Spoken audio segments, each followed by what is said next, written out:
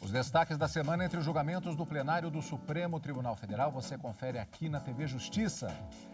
É o Plenárias que está começando.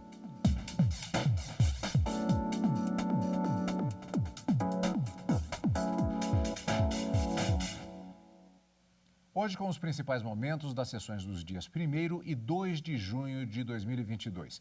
A gente conversa agora com a Gisele, consultora jurídica da TV Justiça, que acompanhou também a sessão, hoje falando aqui de forma remota, mas com a presença garantida para que possamos analisar como foram as movimentações de plenário nesta semana. Gisele, eu acho que podemos dizer, sem dúvida nenhuma, que há uma tendência nessas semanas do plenário, que possivelmente, inclusive, vai se prolongar na próxima semana, com a forte presença de um tema específico no plenário do Supremo, direito do trabalho. É o que a gente chama de pauta temática, Cadu.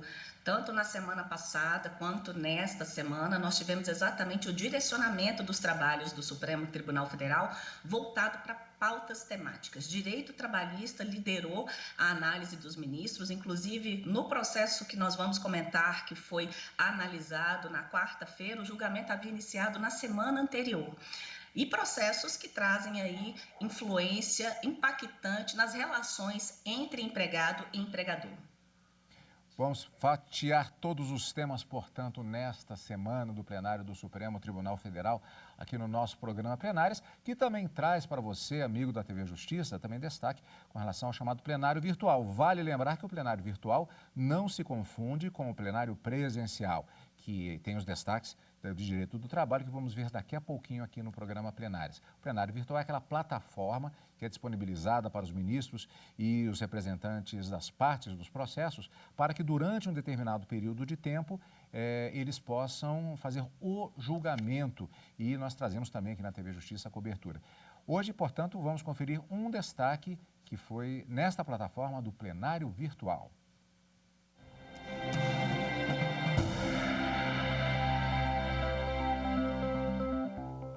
O Supremo Tribunal Federal manteve suspensa a decisão que autorizava a concessão de permissão para pesquisa e mineração na terra indígena Cinta Larga, em Rondônia, e em outras áreas no entorno da comunidade. A decisão, unânime, foi tomada, como já vimos no plenário virtual. Os ministros negaram provimento ao recurso apresentado pela Agência Nacional de Mineração. A suspensão da decisão havia sido determinada pela vice-presidência do Tribunal Regional Federal da Primeira Região, a pedido do Ministério Público. O MPF argumentou que as diversas autorizações e permissões de lavra de recursos minerais na região resultaram em prejuízos, como desmatamento e poluição dos rios. O relator do recurso no Supremo Tribunal Federal, ministro Luiz Fux, salientou que foi comprovado que a exploração mineral na terra indígena Cinta Larga acirrou conflitos e gerou danos ao meio ambiente.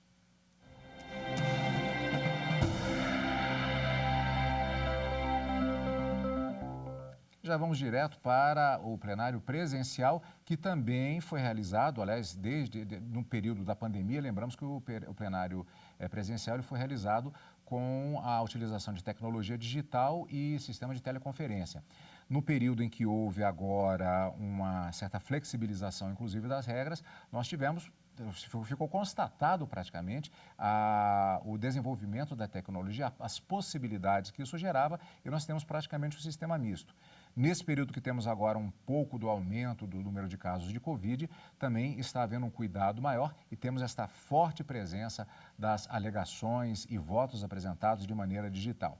E na pauta da sessão desta quarta-feira presencial, na sessão presencial, dia 1º de junho do plenário do Supremo Tribunal Federal, o julgamento sobre a validade de convenção coletiva que limita direitos trabalhistas não previstos na Constituição. Na retomada do julgamento, já eram 5 votos para manter as decisões judiciais que determinaram o controle da jornada de trabalho de motoristas de caminhões de carga. Nós vamos rever como foi o início do julgamento na semana anterior, para depois rever a conclusão nesta última semana de trabalhos do plenário. A reportagem é de Carolina Chaves e que mostra exatamente o ponto em que estava o julgamento antes da retomada nesta semana. 9 ministros já se manifestaram. O relator, ministro Gilmar Mendes, votou pela procedência da ação por entender que as decisões questionadas ofendem a supremacia das convenções e dos acordos coletivos. São excepcionais as hipóteses em que acordo ou convenção coletiva de trabalho podem reduzir garantias previstas no padrão geral heterônimo justo-trabalhista. Isso ocorre, porém, ou somente nos casos em que a lei ou a própria Constituição expressamente autoriza a restrição ou a supressão do direito do trabalhador.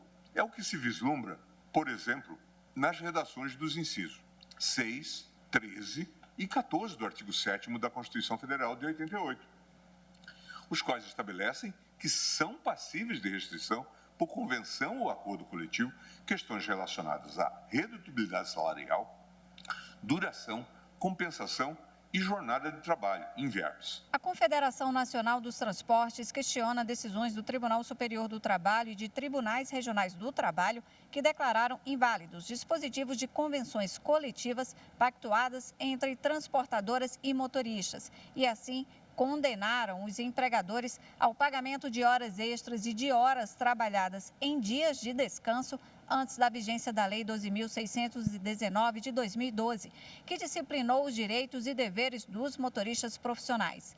Por isso, pedi a suspensão de condenações ao pagamento de hora extra a motoristas externos, alegando que as decisões questionadas violariam os princípios constitucionais da segurança jurídica, da isonomia e da livre iniciativa. O ministro Gilmar Mendes foi acompanhado pelos ministros Nunes Marques, André Mendonça e Alexandre de Moraes.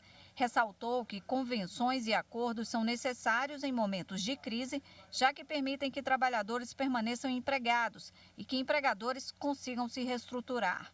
Também destacou que a redução ou limitação dos direitos trabalhistas por acordos coletivos deve, em qualquer caso, respeito aos direitos absolutamente indisponíveis, constitucionalmente assegurados. Entendo que as decisões da Justiça do Trabalho que afastam a validade da incidência do artigo 62.1 da Convenção das Leis do Trabalho, deixando de aplicar a cláusula contratual de acordos e convenções coletivas em que deliberada sua aplicação à categoria para situações ocorridas antes da entrada em vigor da Lei Federal 12.619 de 2012, ofendem os princípios constitucionais da segurança jurídica, da isonomia, da livre iniciativa e principalmente a supremacia das convenções e dos acordos coletivos. Na semana passada, a ministra Rosa Weber, que havia pedido destaque, divergiu do relator, votando, em princípio, pelo não cabimento da ação e, no mérito, pela manutenção das decisões judiciais questionadas. Os ministros Roberto Barroso, Carmen Lúcia, Edson Fachin e Ricardo Lewandowski também julgaram improcedente a ação da CNT. Nessa linha, tenho por incabível a presente arguição de descumprimento de preceito fundamental pela constatação, primeiro, da inexistência de conflito entre normas autônomas, instrumentos coletivos de trabalho, e heterônomas, legislação trabalhista, a suscitar possível desconsideração de cláusulas coletivas em face do artigo 62.1 da CLT.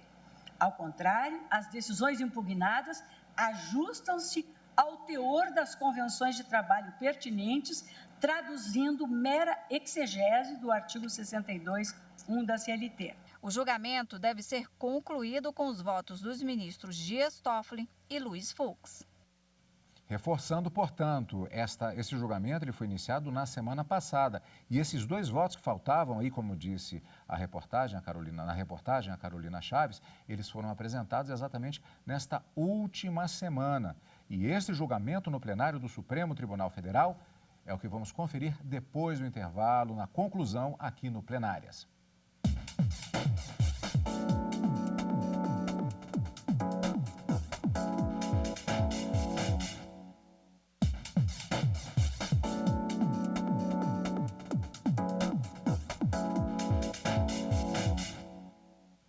Plenárias está de volta com os destaques da semana. Como vimos, a predominância de temas de direito do trabalho e no bloco anterior vimos o início de um dos processos que tratou dos chamados acordos coletivos de trabalho. O plenário do Supremo Tribunal Federal, na continuação do julgamento que vimos no primeiro bloco, por maioria, manteve decisões que não aplicaram acordos e convenções coletivas que suprimiram direitos trabalhistas. Reportagem de Marta Ferreira. A Confederação Nacional dos Transportes, autora da ação, questionava decisões do Tribunal Superior do Trabalho e de tribunais regionais do trabalho. A CNT alegava violação aos princípios constitucionais da segurança jurídica, da isonomia e da livre iniciativa. Essas decisões invalidaram normas coletivas firmadas entre transportadoras de carga e motoristas, que estabeleciam que a categoria não estava sujeita ao controle de jornada antes de 2012, quando começou a valer a lei que disciplinou os direitos e deveres dos motoristas profissionais. Foi levado em conta que, como existiam meios tecnológicos para o controle da jornada, não poderia ser automaticamente aplicada a norma. Com isso, os empregadores foram condenados ao pagamento de horas extras e de horas de trabalho prestado em dias de descanso ocorridos antes da vigência dessa lei. A discussão ficou dividida em duas correntes. O relator da ação, ministro Gilmar Mendes, entende que as decisões do TST e de tribunais regionais do trabalho são inválidas, porque a Constituição Federal assegura a supremacia da negociação coletiva. Ele foi acompanhado pelos ministros Nunes Marques, André Mendonça e Alexandre de Moraes. A divergência foi aberta pela ministra Rosa Weber, que considerou que as decisões não afastam acordos nem a norma da CLT. Elas apenas concluíram que era possível realizar o controle de jornada e, por isso, eram devidas horas extras. Esse entendimento foi seguido pela ministra Carmen Lúcia e pelos ministros Edson Fachin, Luiz Roberto Barroso e Ricardo Lewandowski. O julgamento entrou no terceiro dia, faltando os votos dos ministros Dias Toffoli e Luiz Fux.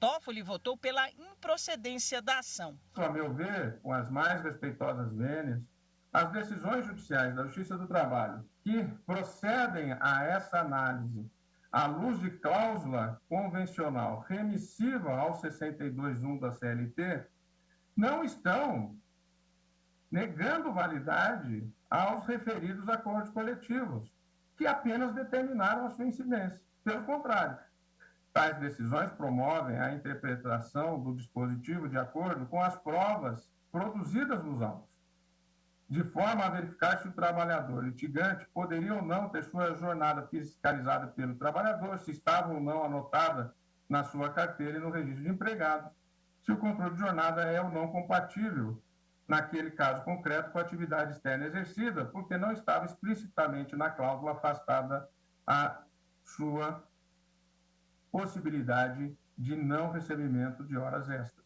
O ministro Luiz Fux acompanhou o voto do relator. Não respeitar a convenção coletiva, ela é um sinônimo de insegurança jurídica, que é tudo que o país não precisa, nesse momento, do seu soerguimento econômico após esse flagelo da pandemia. Por essas razões, eu estou aderindo à tese dos que conhecem a DPF e, ao mesmo tempo, estou aderindo à tese do eminente relator e julgando procedente o pedido. O plenário, por maioria, manteve as decisões do TST e TRTs que não aplicaram acordos e convenções coletivas que suprimiram direitos trabalhistas.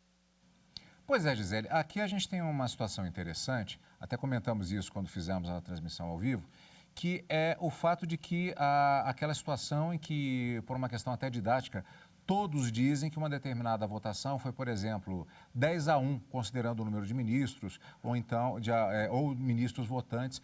Mas isso muitas vezes leva ao raciocínio que, se não se votou num determinado sentido, automaticamente o voto divergente ele é totalmente contrário. Não é exatamente o que acontece muitas vezes, porque existe a questão do conhecimento, existe a análise a respeito da situação específica do caso concreto, e aqui houve esse entendimento em relação à divergência da ministra Rosa Weber, mas que o voto dela foi justamente num determinado sentido que não é de interpretação em relação a essas normas que estavam sendo questionadas. O que muita gente pensou assim, não, mas então o contrato coletivo de trabalho ele não teria validade? Tem sim, olha, melhor dizendo, a ministra Rosa Weber entendeu justamente que havia uma análise, uma modulação em relação à decisão, mas que não afetava especificamente os direitos previstos ou não. Isso foi considerado, na verdade, posteriormente, na ação que foi iniciado o julgamento no mesmo dia. Cadu, a gente precisa esclarecer essas situações, né, de que quando há divergência, o ministro pode ser integralmente divergente, né, ele abre total divergência ao voto do relator ou parcialmente divergente. Da mesma forma, quem acompanha a divergência pode acompanhar integralmente ou acompanhar apenas em parte. E aí, com essas situações, a gente pode realmente ter várias correntes de voto. Então, nesse caso, especificamente, nós tivemos uma primeira corrente quanto ao cabimento ou não da arguição de descumprimento de preceito fundamental. O que se discutiu? Pode o Supremo analisar esta ação? Houve uma divisão entre os ministros, prevaleceu a corrente de que o Supremo poderia sim analisar, foi por isso que eles avançaram na próxima fase em relação à análise do mérito. Mas a ministra Rosa Weber, que abriu a divergência, ela entendia que o Supremo não deveria analisar essa ação. O ministro Dias Toffoli também. Por quê? Porque ele tratava de situações concretas.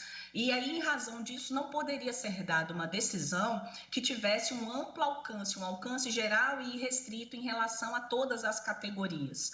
Então, mas essa situação ela acabou sendo superada e o Supremo analisou o caso concreto, prevalecendo o voto da ministra Rosa Weber.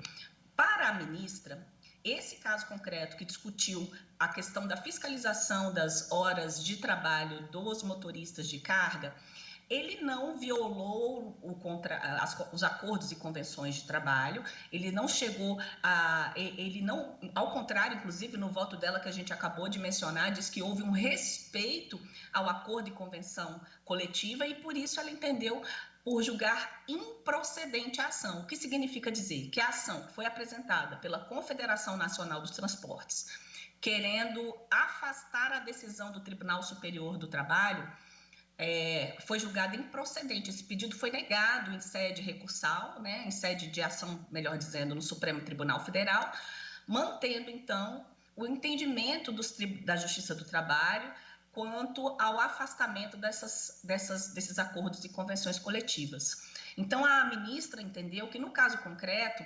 sequer se chegou a analisar, não houve afronta a esses acordos e convenções. Embora o pedido inicial da Confederação foi no sentido de que, olha, houve o afastamento dos acordos e convenções coletivas, então essas decisões elas devem ser afastadas. A ministra Rosa Weber entendeu que não houve na Justiça do Trabalho nenhum desrespeito às regras previstas na consolidação das leis do trabalho e nem mesmo as regras previstas nos acordos e convenções coletivas que foram apresentados junto com as ações. E foi por esta razão que ela manteve as decisões da Justiça do Trabalho, que, no entender dela, apenas mencionaram que seria viável o controle da jornada de trabalho e, por isso, condenou as empresas ao pagamento de horas extras e das horas de descanso em relação àqueles dias que foram trabalhados nesses períodos. Pois é, Gisele, e aí nós tivemos esse entendimento especificamente neste caso, e aí o julgamento, eu falei até que o segundo julgamento foi uma ação, na verdade, um recurso extraordinário com agravo,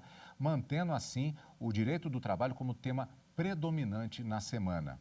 Na mesma sessão da quarta, dia 1º de junho, foi iniciado o julgamento de outro processo que prosseguiu na sessão do dia seguinte, quinta-feira, dia 2 de junho, quando o Supremo Tribunal Federal reconheceu por maioria, a validade de acordo coletivo de trabalho sobre horas de deslocamento do empregado. Marta Ferreira também acompanhou.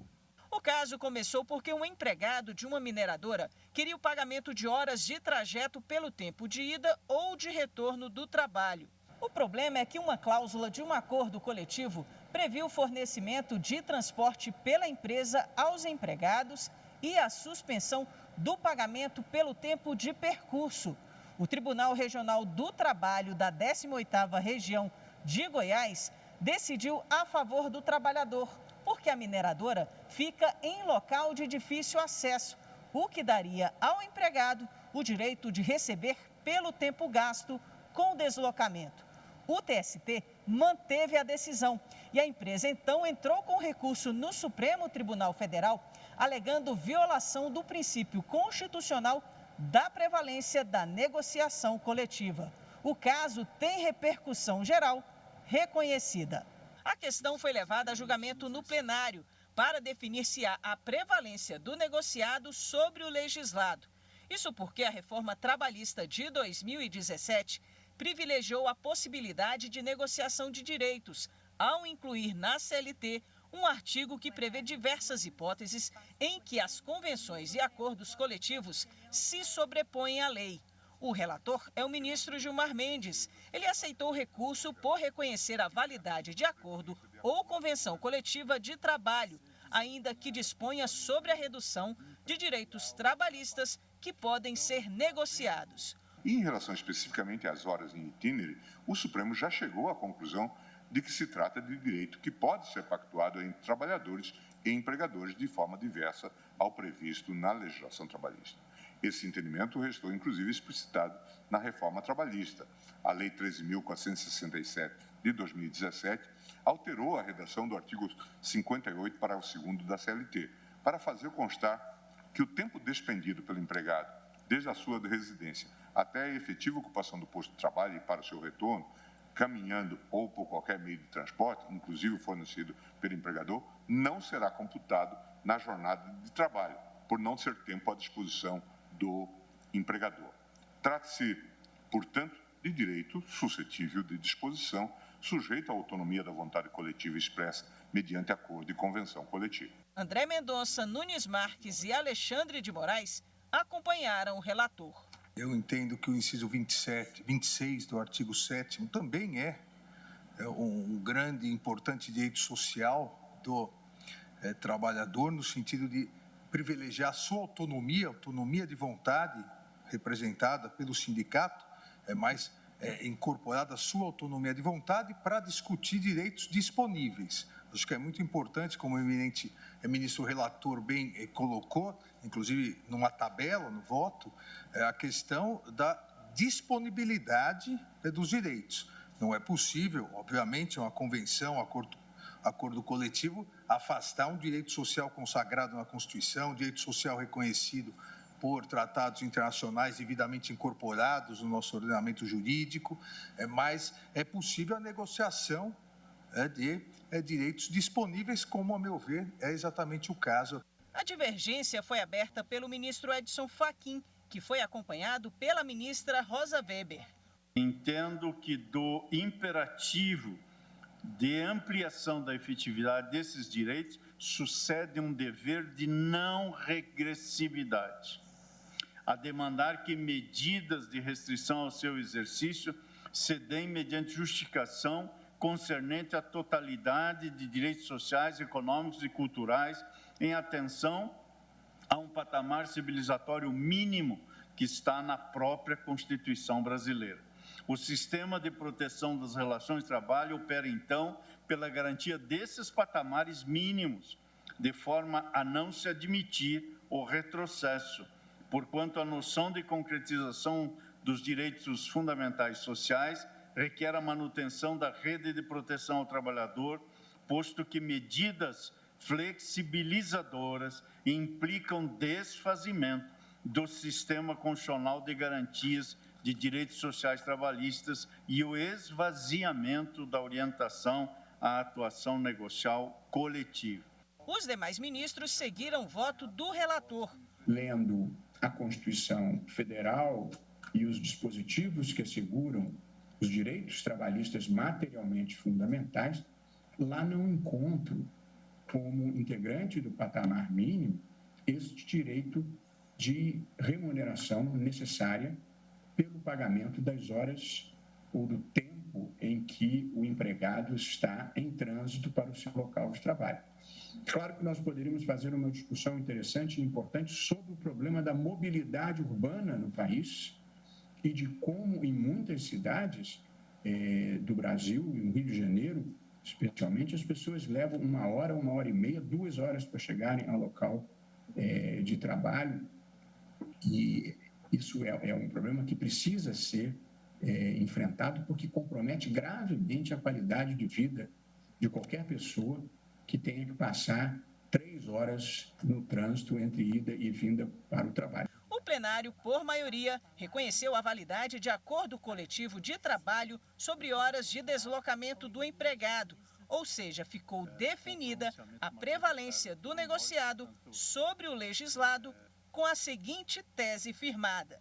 São constitucionais os acordos e as convenções coletivas que, ao considerarem a adequação setorial negociada, pactuam limitações ou afastamentos de direitos trabalhistas, independentemente da explicitação especificada de vantagens compensatórias, desde que respeitados os direitos absolutamente indisponíveis.